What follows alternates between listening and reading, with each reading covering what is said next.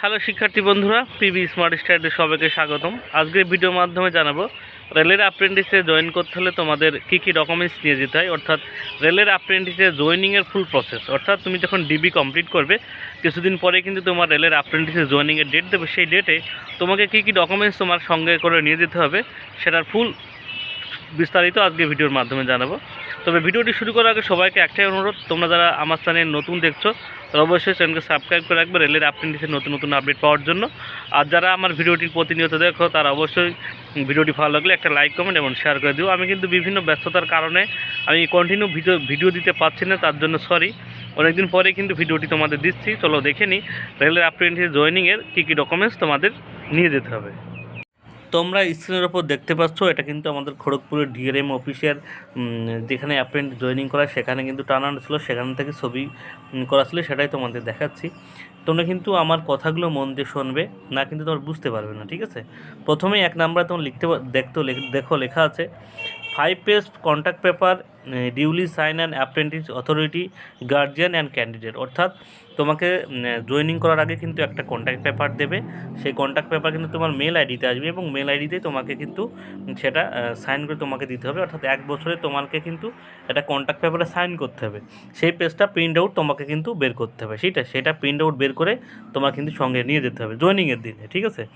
2 নম্বরে বলছে joining letter with candidate signature. অর্থাৎ তোমাকে কিন্তু মেল আইডিতে একটা জয়েনিং লেটার দেবে।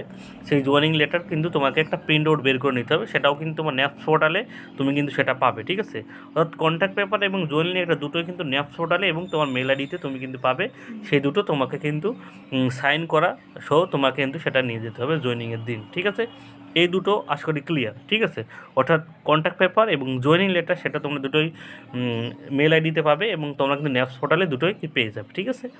3 নম্বরে বলছে টেন্ডার সার্টিফিকেট মার্কশিট। অর্থাৎ তোমার মাধ্যমিক পাশের সার্টিফিকেট এবং রেজাল্ট দুটোই কিন্তু তোমাকে নিয়ে যেতে হবে এবং অনেকে কিন্তু তোমাদের প্রুফ করার জন্য অ্যাডমিট কার্ডটাও সাথে নিয়ে যাবে, ঠিক আছে। বলছে আইটিআই সার্টিফিকেট এবং মার্কশিট। অর্থাৎ তুমি যে আইটিআই পাস করেছো, যে ট্রেডে তুমি চান্স পেয়েছো সেই ট্রেডের মার্কশিট এবং তার সার্টিফিকেট দুটোই কিন্তু অরিজিনাল সঙ্গে নিয়ে যাবে, সাথে কিন্তু জেরক্স কপি নিয়ে যাবে, ঠিক আছে। প্রত্যেকটা ডকুমেন্টসের অরিজিনাল সাথে কিন্তু জেরক্স কপি নিয়ে যাবে, ঠিক আছে। কাস্ট সার্টিফিকেট, অর্থাৎ তুমি যে কাজ থেকে চান্স পেয়ে, যদি তুমি কোনো ওবিসি হও, ওবিসি এবি এবং তুমি যদি এসসি হও তাহলে কিন্তু নিয়ে যাবে, ঠিক আছে। কাস্ট সার্টিফিকেট নিয়ে যেতে হবে, অরিজিনাল নিয়ে যেতে হবে, সাথে জেরক্স। অ্যাফিডেভিট, অর্থাৎ তুমি যদি কোনো ডকুমেন্টস তোমার নাম ভুল হয়ে থাকে তার এপিট ওপিট যেটা বলে সেটা তোমাকে নিয়ে যেতে হবে, ঠিক আছে, জয়েনিংয়ের দিনে। আধার কার্ড, অর্থাৎ তোমার আধার কার্ড নিয়ে যেতে হবে অরিজিনাল, সাথে কিন্তু জেরক্স। প্যান কার্ড অরিজিনাল, সাথে জেরক্স, ঠিক আছে। তারপরে বলছে front page of bank passbook. এই ব্যাঙ্ক পাসবুক কিন্তু প্রত্যেকেরই নিয়ে যেতে হবে, ঠিক আছে। ব্যাঙ্ক পাসবুকের জেরক্স তোমার কাছে লাগবে ফ্রন্ট পেজটা। ব্যাঙ্ক এই যে ব্লাঙ্ক চেকবুক ডিউলি ক্যান্সেল, অর্থাৎ একটা ক্যান্সেল চেকবুক লাগবে, ঠিক আছে। আমি ক্যান্সেল চেকবুক কেমন হয়, কীভাবে তৈরি করতে হয় আগের ভিডিওর মাধ্যমে বলে দিয়েছি, তোমরা না দেখলে সেটা কিন্তু দেখে নিও, ঠিক আছে। সেলফ ডিক্লারেশনটা কি, সেটা কিন্তু তোমাদের জয়েনিং লেটারের সাথে একটা ফর্ম দেবে।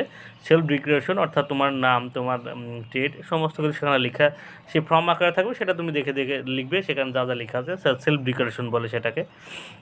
তারপরে 12 নম্বরে বলছে 2 character certificate duly signed of different gazetted officer. অর্থাৎ তোমাকে জয়েন লেটারের সাথে কিন্তু দুটো ক্যারেক্টার সার্টিফিকেট দেবে, যেটা দুটো গেজেটেড অফিসারের সাইন লাগবে, সেই সার্টিফিকেট তোমাকে কিন্তু সঙ্গে নিয়ে যেতে হবে।